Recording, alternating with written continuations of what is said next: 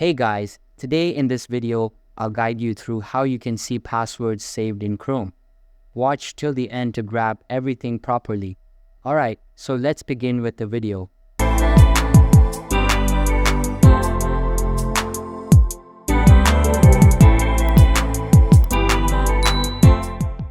First things first, open the Chrome browser on your PC and make sure it is updated to the latest version available.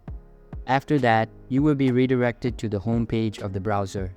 Next, click on the three dots icon at the top right corner and a drop-down menu will open up on your screen. From this menu, select Settings and your browser settings will open up. Inside the Settings window, navigate to the Autofill and Passwords tab from the left side menu. From there, select Google Password Manager and all of your saved passwords will be displayed. Now, scroll down to find the target website whose password you want to see. Click on the eye icon next to the website entry to reveal the saved password.